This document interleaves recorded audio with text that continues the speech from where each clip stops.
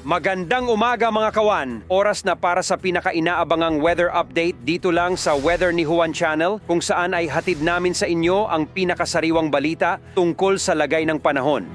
Tara na't alamin natin ang weather update today. Happy Wednesday po sa ating lahat. Patuloy po na umiihip ang malakas na northeast monsoon o amihan dito sa malaking bahagi ng Luzon habang ang easterly naman o yung hangin galing Pacific Ocean ay siya nagdadala pa rin po ng mainit na panahon in many areas of southern Luzon, Visayas, and Mindanao. Bagamat wala po tayo nakikita na bagyo na papasok ng ating Philippine Area of Responsibility hanggang sa Friday, patuloy nating minomonitor yung cloud cluster or kumpul ng ulap po dito sa may Central Pacific Ocean.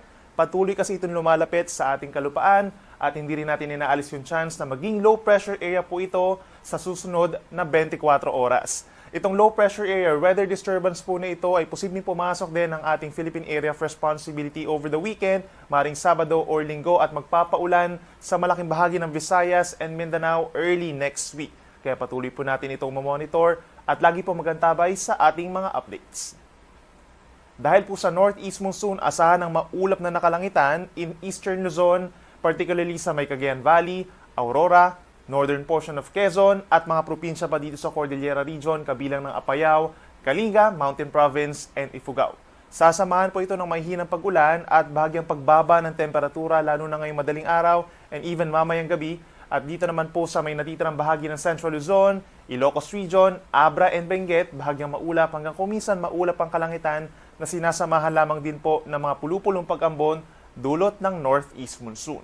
Dito sa Metro Manila, rest of Calabarzon, Bicol Region and Mimaropa, asahan naman yung bahagyang maulap at minsan maaraw na kalangitan na sasamahan din ng pag-init ng temperatura. Possible po yung hanggang 33 degrees Celsius over Metro Manila, ilang bahagi po ng Calabarzon na dito sa may lalawigan ng Palawan. Then may chance na ng mga pulupulong ulan lalo na sa may eastern portion of Bicol Region. Sa ating mga kababayan po sa Visayas, mayroon po tayong bahagyang maulap at minsan maulap na kalangitan dulot po yan ng easterlies. Asahan din po yung mainit at malinsangang panahon hanggang 31 degrees Celsius. Meron lamang tayong mga pulupulong ulan or localized thunderstorms sa may northern Samar and eastern Samar habang mababa pa yung tsansa ng ulan sa ibang bahagi ng Visayas.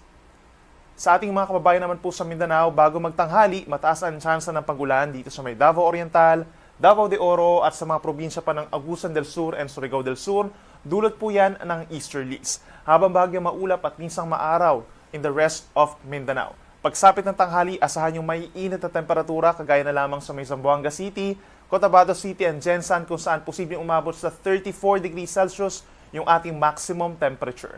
Then pagsapit ng hapon hanggang sa gabi, bahagyang maulap at nagiging maulap sa maraming lugar pa rin dito sa may Caraga Region and Davao Region at may chance rin po ng mga localized thunderstorms pa rin.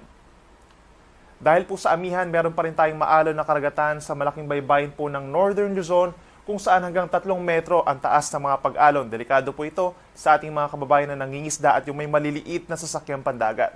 Posible rin po by tomorrow magiging maalon na rin sa silangang baybayin pa ng Central, Southern Luzon at Visayas. Dulot din po yan ng northeast monsoon. Habang pagsapit naman po ng susunod na linggo, maaring as early as Saturday evening ay magkaroon tayo ng gale warning sa malaking baybayin po ng Northern Luzon pa rin dahil sa panibagong bugso ng northeast monsoon na maaaring mas malakas. By tomorrow, asahan pa rin po ang malakas na northeast monsoon sa malaking bahagi po ng Luzon. Pagsapit ng Friday, bahagyang hihina ang amihan. Then pagsapit ng Sabado, ay unti-unting lalakas muli ang northeast monsoon dito sa may extreme northern Luzon at maaaring magdala ito ng maulang panahon simula po sa Sunday hanggang sa mga susunod pa na araw over the northern and eastern portions of Luzon. Habang yung ating monitor po na weather disturbance or kumpul ng ulap ay posibleng pumasok sa Sabado or sa Linggo at magpapaulan sa eastern portions of Visayas and Mindanao. So kung dito sa Metro Manila, for the next 3 days, wala naman po tayong dapat ipangamba. Pwede pa rin po maglaba at magsampay dahil sa bahagyang maulap at minsang maaraw na kalangitan at yung mainit na temperatura nandoon pa rin po between 32 to 33 degrees Celsius. Sa madaling araw, possible hanggang 23 degrees Celsius na minimum temperature. Sa ating mga kababayan po dito sa Baguio City, very ideal pa rin po yung pamamasyal at paglabas ng bahay, bahagyang maulap at minsang maaraw sa umaga, then pagsapit ng hapon, minsang kumukulimlim yung panahon, pero makakaranas lamang po ng mga pulupulong mahinang ulan, dulot pa rin ng northeast monsoon at yung temperatura posibleng bumaba sa 15 degrees Celsius. Sa ating mga kababayan po dito sa Bicol Region, particularly dito sa may Albay, maulap na kalangitan ng iiral, lalo na dito sa may Camarines Norte and Camarines Sur din po. Dulot po yan ng shear line o yung pagsasalubong ng mainit na hangin na easterlies at yung malamig na northeast monsoon. So dito sa may Bicol Region, meron tayong kalat-kalat na ulan and thunderstorms by tomorrow. Kung lalabas sa bahay, magdala po ng payong. Pagsapit ng Friday hanggang sa weekend is bahagyang maulap at mas madalas yung maulap na kalangitan na sinasamahan lamang ng mga pag-uulan, dulot din po yan ng easterlies pa rin. Sa atong mga kaigsuonan din na over Metro Cebu, Thursday hanggang Saturday, bahagyang maulap at madalas maaraw ang kalangitan sa umaga na nagiging maulap din po pagsapit ng hapon hanggang sa at sinasamahan ng mga local storms, dulot din po yan ng easterlies. At panghuli sa atong mga kaigsuonan din na over Metro Davao, Thursday hanggang Friday, bahagyang maulap ng kalangitan na meron din mga localized thunderstorms lalo na po sa gabi hanggang madaling araw. Sa Sabado, mas madalas ang mga pag-ulan lalo na po sa hapon hanggang sa gabi, dulot ng possible na weather disturbance. Yung trough nito ay siya nagpapaulan po sa may eastern portions of Caraga and Davao region. Ang sunrise ay 6:12 in the morning at ang sunset po natin ay 5:28 pa rin ng hapon. At yun po ang pinaka-latest na balita tungkol sa ating panahon. Maraming salamat sa inyong patuloy na suporta at pagtangkilik sa Weather ni Juan Channel.